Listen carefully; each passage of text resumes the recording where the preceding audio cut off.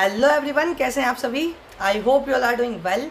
मैं हितेश दुबे आप सभी का स्वागत करता हूं आदर्श परिवार एवं आधुनिक नालंदा यूपीएससी एवं स्टेट पीएससी निःशुल्क कोचिंग क्लासेस के इस यूट्यूब प्लेटफॉर्म पे करंट अफेयर सीरीज के 7th वीडियो में आज हम चर्चा करने वाले हैं द हिंदू बिजनेस लाइन में आए हुए एक एडिटोरियल के बारे में, जो कि हमसे कहता है कि हम नया आधार वर्ष कैसे चुनते हैं, यानी न्यू बेस ईयर हम किस तरह से पिक करते हैं। न्यू बेस ईयर के बारे में यहाँ पे चर्चा की जा रही है। एक न्यू बेस ईयर क्या होता है, तो इस टॉपिक के अंतर्गत हम इसके कई डायमेंशन जो है इसके ऊपर चर्चा करेंगे। हम देखेंगे कि एक बेस ईयर होता क्या है, क्यों ज़रूरत है कि हम इसको बदल रहे हैं, चर्चा में ये क्यों है वर्तमान में। साथ ही साथ ये भी समझेंगे कि एक अच्छे बेस ईयर में क्या क्या चीज़ें होनी चाहिए, जिनके माध्यम से हम समझेंगे कि वो इंपॉर्टेंट क्यों होते हैं, बेस ईयर को बनाना क्या क्या फैक्टर्स होते हैं।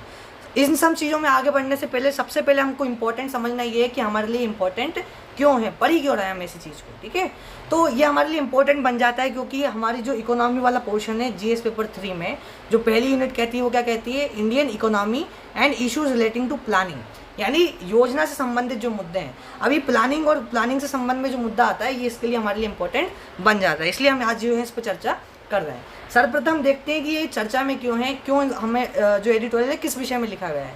इस एडिटोरियल में बताया गया है कि वर्तमान में हमारे कई इंडेक्स हैं, जैसे कि आईआईपी यानी इंडेक्स ऑफ इंडस्ट्रियल प्रोडक्शन, या फिर डब्ल्यूपीआई है ना, होलसेल प्राइस इंडेक्स। ये सभी वे इंडेक्स हैं, दो इंडेक्स हैं, एक है IIP index of industrial production और एक डब्ल्यूपीआई यानी होलसेल प्राइस इंडेक्स। ये जो इंडेक्स होते हैं इन सभी का निर्धारण हम कर रहे हैं बेस ईयर रखकर 2011-12 को। और जो हमारा सीपीआई है, सीपीआई मतलब कम्युनिस्ट पार्टी ऑफ इंडिया नहीं, सीपीआई का मतलब होता है consumer price index. Consumer price index का हम जो बेस ईयर रखते हैं वो क्या है, 2012 है। अब ये क्या होते हैं दोनों इंडेक्स, ये क्या करते हैं, ये वेट डिसाइड करते हैं कुछ चीज़ों के ऊपर। आगे चर्चा में आएगा तो उधर अपन समझते हैं ना। तो पहला क्या है भाई, ये सर्वसहमति बनी है, मतलब एक लोगों ने एक कॉमन समझ में आया, उनको कंसेंसस बिल्ड हुआ है कि हमको जो बेस ईयर है ना आप उसको बदलना है, जो हम 2011-12 को लेकर चल रहे हैं, मुख्यतः जो 11-12 को लेकर चल रहे हैं। दूसरा क्यों चर्चा में है, क्योंकि हमारी जो MOSPI है यानी जो मिनिस्ट्री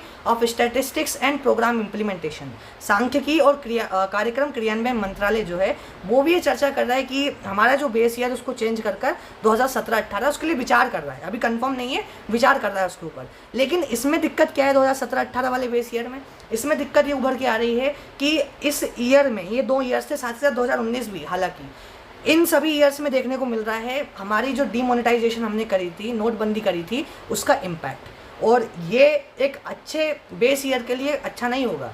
एक अच्छा बेस ईयर वो होगा जिसमें किसी भी प्रकार का आर्थिक दबाव नहीं आया हो, चाहे वो मुद्रास्फीति हो, चाहे मुद्रा अपस्फीति हो, चाहे कोई नेचुरल कैलेमिटी हो, या फिर इस प्रकार के हमने जो लेके आए थे डीमोनेटाइजेशन, या फिर जो हम लेके आए थे नोटबंदी, इन सभी प्रकारों की जो चीज़ें हैं उनका प्रभाव हमारी इकोनॉमी पर नहीं होना चाहिए। उसी ईयर को हम मानते हैं कि हमारे लिए सबसे बेहतर ईयर माना जाता है। लेकिन ये ईयर जो हम चर्चा कर रहे हैं इतना अच्छा हमारे लिए नहीं है, कारण मैंने आपको बताया। सबसे पहले समझते हैं कि बेस ईयर क्या होता है भाई। बेस ईयर हम किसको कहते हैं, बेस ईयर समझना चाहेंगे तो हम बिल्कुल समान उदाहरण समझते हैं कि जैसे हमें कोई बच्चा होता है, छोटा बच्चा होता है जो स्कूल जाता है, तो उसको हम कैसे जज कर पाते हैं कि वो अच्छा काम कर रहा है कि नहीं पढ़ाई में, बढ़िया उसके पढ़ाई में इंप्रूवमेंट हो रही है कि नहीं हो रही है। हम परसेंटेज के अनुसार जो है उसका अनुमान लगाते हैं कि उसके कितने % एग्जाम में बने। और परसेंटेज के लिए हम क्या रखते हैं, एक बेस रखते हैं ना कि 100 में से, जैसे मान के चलो अगर कुल सब्जेक्ट्स में 100% है तो इन 100% में से उसको कितने % मार्क्स मिले, यही तो हम बेस बना के चलते हैं। इकोनॉमी में भी हम यही करते हैं। इकोनॉमी में हम क्या करते हैं, एक बेस बनाने की आवश्यकता देखते हैं कि हम क्या करते हैं, एक बेस बना ले, एक साल को बेस बना ले जिस समय हमारी आर्थिक गतिविधियाँ बहुत अच्छी थी, अर्थव्यवस्था बहुत अच्छी चल रही थी, और उसके अनुसार हम वर्तमान की स्थिति को अनुकूलित करें, वर्तमान की स्थिति जो है उसको नापे कि आज हमारी जो स्थिति है वो इसके अनुसार कैसी है। समान शब्दों में बता दिया, इसी में लिखा हुआ है कि एक संदर्भ अवधि है। क्या है ये, एक संदर्भ अवधि जो कि आर्थिक संकेतकों को और क्यों हमारी जो गणना है इनको यूज़ करने के लिए इंपॉर्टेंट होती है। जो हमारे आर्थिक संकेतक होते हैं, इकोनॉमिक इंडिकेटर्स होते हैं, जैसे कि मान के चलो इन्फ्लेशन वगैरह हुआ, GDP हुआ, इन सभी के निर्धारण के लिए हम बेस ईयर को लेकर चलते हैं, जो कि एक संदर्भ अवधि देखी जाती है। ये एक बेंचमार्क होता है। बेंचमार्क तो आप समझते होंगे, मतलब ये मार्क है बेंचमार्क, इसके अनुसार इसको बेस में रखकर हम दूसरी चीज़ों को मूल्यांकित करते हैं। इसको हम 100 मान लेते हैं कि ये क्या है, 100 है हमारा सबसे अच्छा जो है ना, ये यही है। अब इसके आगे जो हम परफॉर्मेंस करेंगे, अगर इससे कम रहेगा तो खराब परफॉर्मेंस है, इससे ज़्यादा करेंगे तो अच्छा परफॉर्मेंस है। आगे बढ़ते हैं और देखते हैं कि हम बेस ईयर को क्यों रखते हैं, है ना, हमें क्यों आवश्यकता है बेस ईयर की, why do we need a base year. सबसे पहली स्थिति बनती है मुद्रास्फीति, उत्पादन में बदलाव और उपभोक्ता पैटर्न। इन तीन जैसी मतलब और भी बहुत सारी चीज़ें होती हैं। 3 उदाहरण दिए गए हैं कि इन 3 उदाहरणों से हम समझ सकते हैं कि इन चीज़ों के कारण हमको क्या आवश्यकता है बेस ईयर रखने की। तो एक मुद्रास्फीति क्या होती है, हालांकि पहले भी मैं आपको समझा चुका हूँ, लेकिन एक बार रिपीट करें तो क्या समझ सकते हैं। मुद्रास्फीति कुछ नहीं है, चीज़ों की जो कीमत है वो बढ़ गई। चीज़ों की कीमत क्या हुई है, बढ़ गई है। कारण क्या है, डिमांड और सप्लाई, उसके कारण से उसकी कीमत क्या है, बढ़ गई है। पहला होता है भाई मुद्रास्फीति यानी इन्फ्लेशन। चीज़ों का क्या होता है, रेट जो होता है ना दिन ब दिन बढ़ता चले जाता है। जैसे मान के चलो, अब मैं आपको बहुत उदाहरण समझाता हूँ। जैसे मान के चलो हमने पिछले साल 2023 में हमने 100 वस्तुओं का उत्पादन करा, 100 पेनों का उत्पादन करा ना, 200 जो है ना हमने पेन उत्पादित करे। अब इन 100 पेनों को अपन ने बेच दिया कितने रुपए में, 1000 रुपये में। पिछले साल कितने रुपए में बेचा इनको, 1000 रुपये में। वो 100 चीज़ों का उत्पादन करा है 2023 में कितने रुपये में, 1000 रुपये में। और आज ही इस साल भी हमने क्या करा है, ये 100 ही वस्तुओं का उत्पादन करा है, 100 ही पेन बनाए हैं, लेकिन ये हमने कितने में बेच दिया, 1500 रुपये में। कितने में बेच दिए, 1500 रुपये में बेच दिए। ये कितने में बेचे थे, 1000 में, ये 1500 रुपये में। अब ये 500 रुपये जो ऐड हुए हैं, अब जब हम जीडीपी निकालेंगे, जो हमारी जीडीपी अब जब हम निकालेंगे, ऐसी परिस्थिति में हम जब 105 ये देखेंगे 1500 रुपये हमारा हो गया, तो हमारी इनकम में कितना निकल जाएगा, 500 रुपये ज़्यादा आ गए साहब। कितने रुपये ज़्यादा आ गए, 500 रुपये ज़्यादा आ गए। इसका अर्थ ये है क्या कि हमारे यहाँ उत्पादन बढ़ गया? नहीं, उत्पादन नहीं बढ़ा है। बढ़ा क्या है, इन्फ्लेशन, यानी हमारे यहाँ की जो मुद्रास्फीति है, महंगाई है, वो बढ़ी है, जिस कारण से ये जो इम्पैक्ट में आया है। यानी हमारी जो इकोनॉमी की जो करेंसी है, यानी जो हमारी करेंसी है, उसकी कीमत क्या हो गई, कम हो गई। जिस एक 10 रुपये से आप ब्रेड का बड़ा वाला पैकेट खरीद पाते थे, आज परिस्थिति वो हो गई कि उस 10 रुपये से छोटा पैकेट आ रहा है, यानी उस 10 रुपये की कीमत गिर गई ना। पहले 20 बड़ा वाला जो पैकेट था वो खरीद पा रहा था वो, अब उसकी कीमत गिर के आ गई छोटे पैकेट की। तो हमारी जो मुद्रा है उसकी भी डिवैल्यूएशन हो गई है, मूल्य जो है उसका कम हो गया है, कम मूल्य हो गया है। ऐसी स्थिति में क्या होता है, ये उतार चढ़ाव देखने को अधिकतर तौर पर देखने को मिलते रहते हैं। इस कारण से हम बोल सकते हैं कि हम बेस ईयर को रखते हैं, यह आवश्यकता है हमारी। दूसरी चीज़ है उत्पादन में बदलाव। कभी कभी हम क्या करते हैं, हमारा उत्पादन बढ़ा देते हैं, कभी कभी उत्पादन गिरा देते हैं। तो ऐसी स्थिति में बढ़ाते घटाते हैं तो हमको ज़रूरत होती है एक बेस ईयर की, कि हमें पता चले कि ऐसा हमको रखना है उत्पादन, इतना उत्पादन हमको रखना आवश्यक है। मुद्रास्फीति की कंडीशन में भी यही होता है, हमें पता होना चाहिए कि हमारी मुद्रास्फीति कितनी है, अभी कितनी है और कितनी होनी चाहिए, और कितनी होनी चाहिए उसके लिए हम क्या रखते हैं, बेस ईयर। उत्पादन में बदलाव यानी हमारा जो प्रोडक्शन है उसको कई बार हम बढ़ा देते हैं, कभी घटा देते हैं। तो कैसे पता चलेगा कि एक अच्छा उत्पादन कितना होना चाहिए, उसके लिए हम रखते हैं बेस ईयर। उपभोक्ता पैटर्न यानी कंज्यूमर, इसको बोलते हैं डिमांड, और ये क्या है, सप्लाई। सप्लाई कितनी होनी चाहिए उसके लिए बेस ईयर की इंपॉर्टेंस होती है, और जो डिमांड है वो कितनी होनी चाहिए, और वर्तमान में डिमांड क्या है उसका कंपैरिजन करने के लिए भी बेस ईयर हम देखते हैं। आगे बढ़ते हैं और देखते हैं कि हम इसको किस तरह से इस्तेमाल करते हैं। हमारा जो बेस ईयर होता है ना, उसको इस्तेमाल कैसे करते हैं। 3 चीज़ों के लिए इस्तेमाल करते हैं हमने, तो मुद्रास्फीति वगैरह को नियंत्रित करने के लिए। अब उनको इस्तेमाल कैसे करते हैं। शुरुआत एडिटोरियल में मैंने आपको कुछ नाम बताए थे, जैसे CPI हुआ, कंज्यूमर प्राइस इंडेक्स, उपभोक्ता मूल्य सूचकांक, और WPI, थोक मूल्य सूचकांक हमारा जो होता है ना। तो ये वाले जो दोनों सूचकांक होते हैं वो क्या करते हैं, मुद्रास्फीति दरों की गणना करने के लिए आधार वर्ष का उपयोग करते हैं। हम जो मुद्रास्फीति की गणना करते हैं वो ये 2 इंडेक्स करते हैं, उसके लिए बेस ईयर का इस्तेमाल करते हैं। कैसे बेस ईयर का इस्तेमाल करते हैं, मुद्रास्फीति समय के साथ वस्तुओं और सेवाओं की कीमतों में प्रतिशत परिवर्तन है। यानी मुद्रास्फीति क्या है, वस्तुएं जो है उनकी कीमतें बढ़ गई हैं, उसको क्या बोलते हैं, मुद्रास्फीति। वर्तमान की कीमत क्या है, और वर्तमान की कीमत की तुलना करने के लिए एक बेस ईयर होना चाहिए। इसलिए हम इसका इस्तेमाल ऐसे करते हैं कि हम पता कर पाएँ कि हमारी मुद्रास्फीति ज़्यादा है या कम।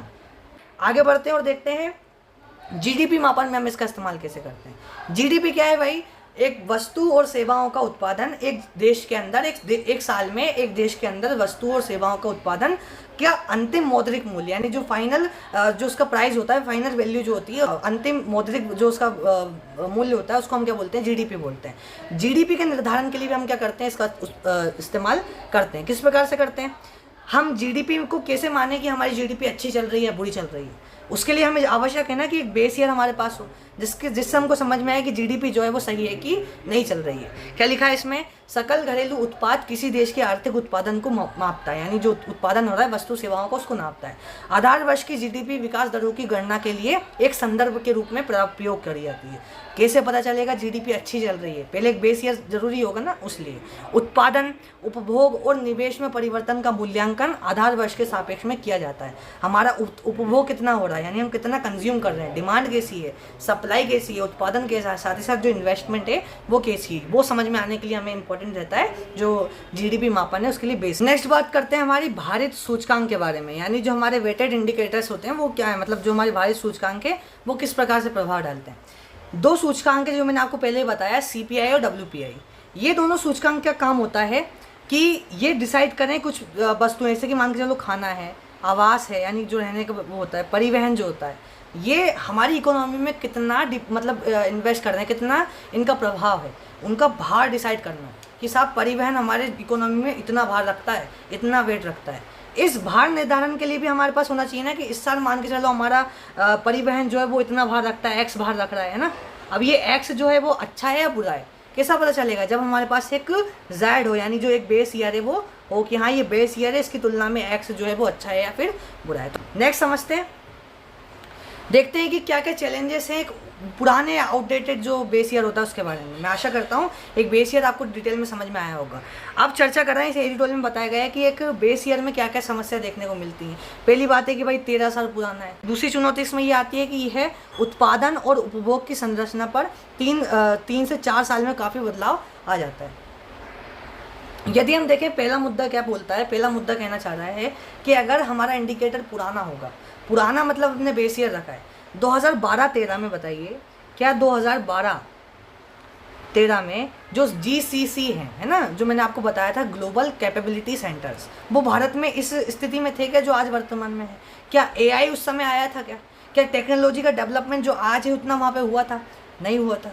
तो आज ये फैक्टर भी तो हमारी इकोनॉमी में बहुत बड़ा कंट्रीब्यूशन कर रहे हैं।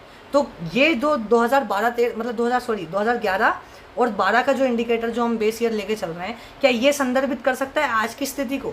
नहीं कर सकता। तो इसलिए हमको ज़रूरत है 13 वर्ष पुराने जो इंडिकेटर है उसको बदलकर भी नया लेके आना है। दूसरी बात ये करते हैं कि जो डिमांड और सप्लाई है उसका जो 3-4 साल में क्या होता है, पैटर्न बदलता रहता है। यानी जो सप्लाई है, उत्पादन है, उसकी भी दर कमी 3-4 साल में क्या होती है, फ्लक्चुएट होती रहती है। साथ ही साथ जो उपभोग यानी जो कंजम्पशन है, डिमांड है, उसकी जो पैटर्न है वो भी चेंज होता रहता है। तो उसको संदर्भित करने के लिए हाल ही का बेस ईयर होना ज़्यादा आवश्यक है, जिससे हम उसको जो वर्तमान स्थिति है उसको अच्छी तरीके से समझ पाएँ।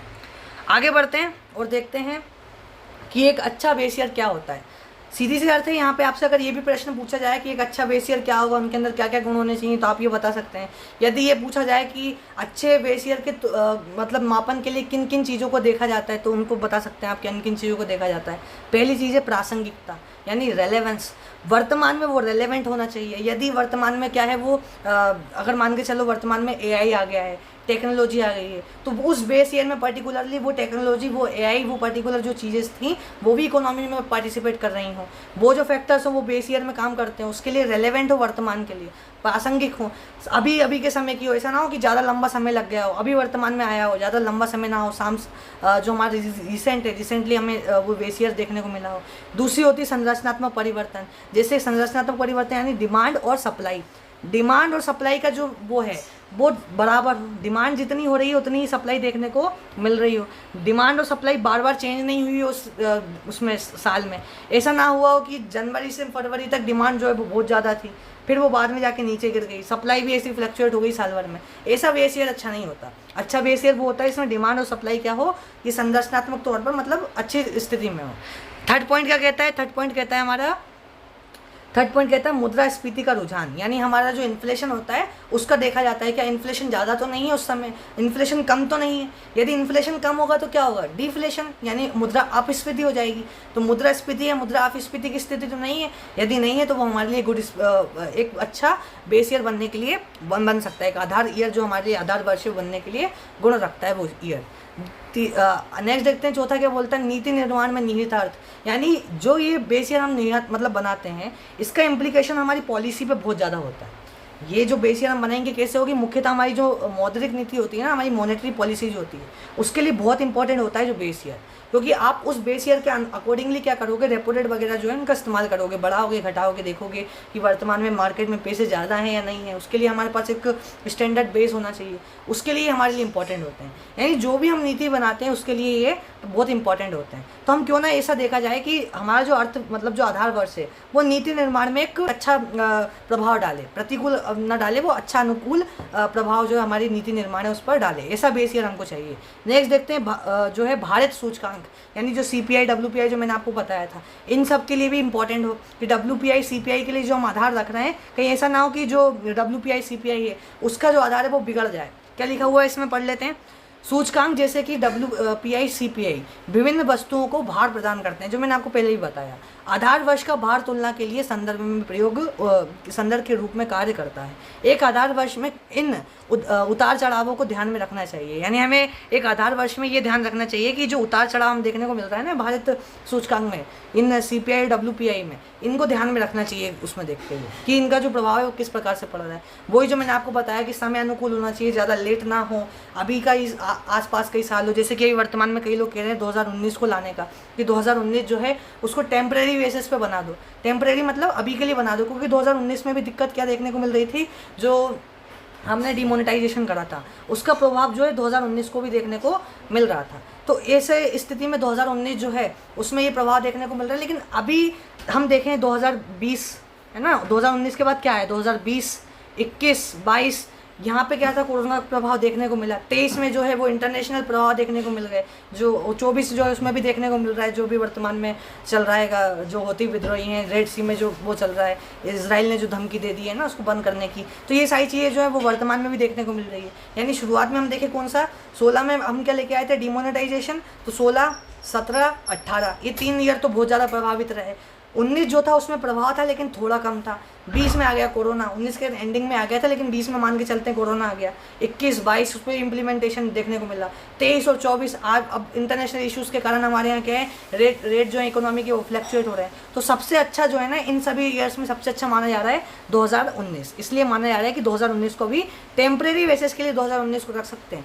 आगे जाके अगर हम देखते हैं कि 2025 जो है, हालांकि पता नहीं है कि 2025 में सब स्थितियां सही रहेंगी कि नहीं रहेंगी, लेकिन अगर 2025 में स्थितियां सही समान रहती हैं तो फिर बाद में जाके इसको परमानेंट बना दें अगले 10 सालों के लिए, है ना।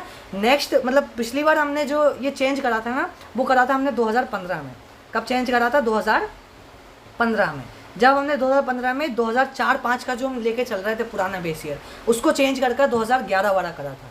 अब 10 साल हो गए हैं, 2025 आने वाला है, तो अब 2025 में ये चेंज होने की संभावना देखने को मिल रही है। तो उसके लिए सुझाव देखने को मिल रहा है। हमने इस सूचना मतलब जो ये पूरा टॉपिक था ना, इसमें ये समझ लिया कि बेस ईयर होता क्या है, उसमें रखने के लिए क्या क्या गुण होते हैं, आसपास के जो साल रहे हैं क्या वो उस गुण पर मतलब जो फैक्टर्स बताएं उसके लिए इंपॉर्टेंट रहे हैं क्या, उन फैक्टर्स पे खड़े उतर रहे हैं कि नहीं उतर रहे हैं, देखने को मिला। सबसे अच्छा कौन सा ईयर हो सकता है उसके ऊपर भी चर्चा करा, यानी संभावित जो इसका जो एसेंस था वो अपन ने निकाल लिया। आगे देखते हैं क्या बोलते हैं पॉलिसी इंप्लीमेंटेशन, जो मैंने आपको बताया था। ठीक है, तो मैं आशा करता हूँ ये जो पूरा एडिटोरियल था वो आपको समझ में आया होगा। यदि इस एडिटोरियल के संबंध में आपको ये जो PDF है वो चाहिए तो आप जा सकते हैं आदर्श परिवार के टेलीग्राम चैनल पे। इसको आप स्कैन करेंगे तो डायरेक्टली स्कैन करने पर भी आपको चैनल मिल जाएगा, या फिर आप डायरेक्टली आकर भी लिख सकते हैं कि आदर्श परिवार एंड मॉडर्न नालंदा टेलीग्राम पे, तो ये चैनल आपको देखने को मिल जाएगा। इसमें आपको PDF मिल जाएंगे। यदि आप ऑफलाइन क्लासेस के संदर्भ में कोई जानकारी चाहते हैं, कोई अतिरिक्त जानकारी चाहते हैं सर इसके बारे में, तो आप चर्चा के लिए लगा सकते हैं कॉल ये संस्था के नंबर पर। ठीक है, इसमें कॉल लगा के आपके ज़िले के अंदर जो निःशुल्क कोचिंग क्लासेस चल रही हैं ऑफलाइन, उनके बारे में भी चर्चा आप कर सकते हैं।